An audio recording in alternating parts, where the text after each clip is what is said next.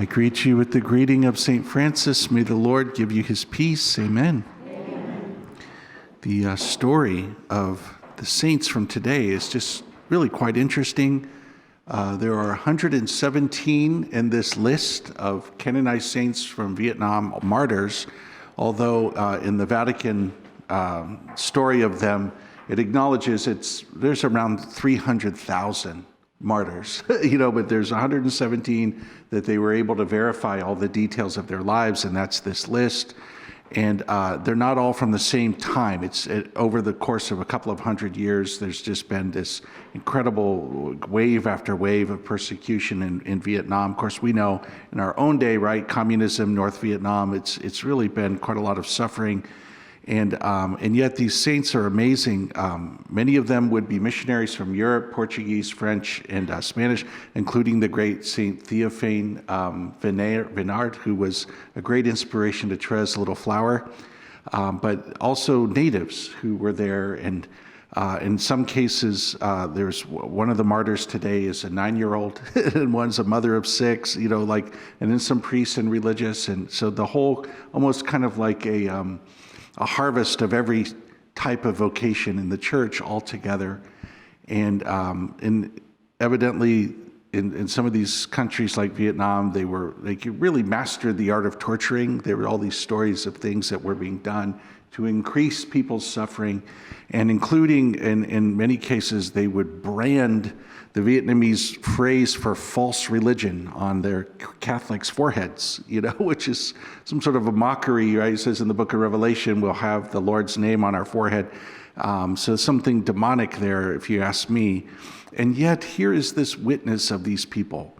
And if you think about the Christian version of martyrdom, it is such a beautiful and profound, unique thing for us. Jesus himself is the original martyr. And so Christianity is a religion of martyrdom. By martyrdom, we don't mean blowing yourself up with a bomb and other people. We would claim that is a false use of the word martyr.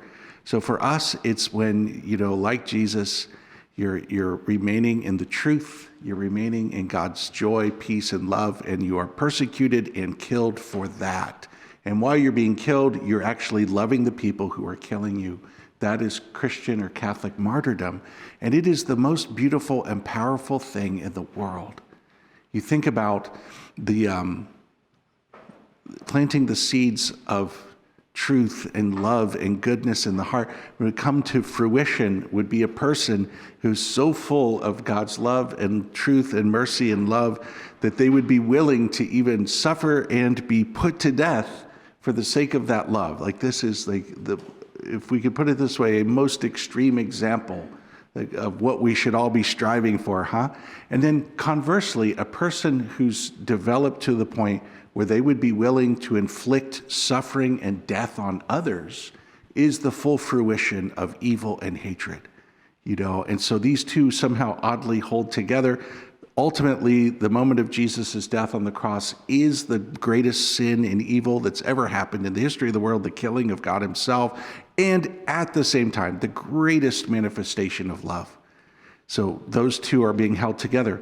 And so we kind of come back to this question for each one of us. At least in present day America, it doesn't appear that we're going to be martyred yet. We've not fully experienced that yet. It may happen in the future.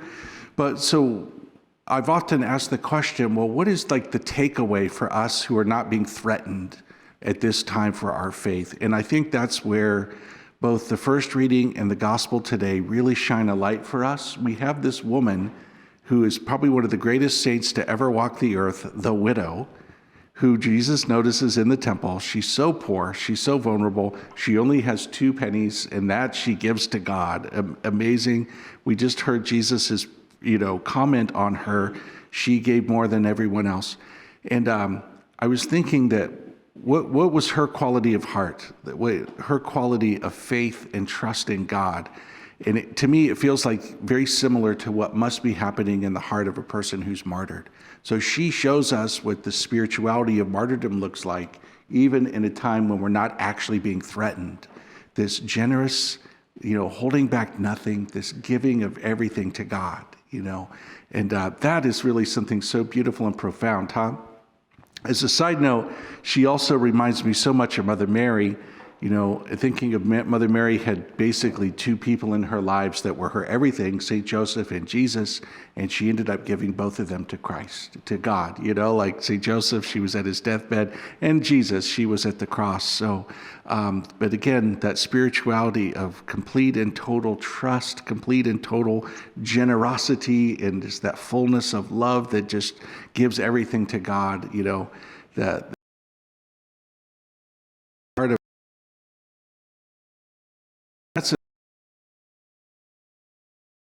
like how often have we lived our faith on that level, And so to conclude, I would just note, it seems to me it's not possible to do on our own strength, and yet it is possible with God's grace. And so we need to ask for that grace. So this day we ask for the grace not only to be inspired by the martyrs and this holy widow, but also to imitate them, that in our own lives, whatever that might mean for us, that we would have the same spirit in us of just total and complete trust in the Lord and holding back nothing from him, generously and joyfully. Amen.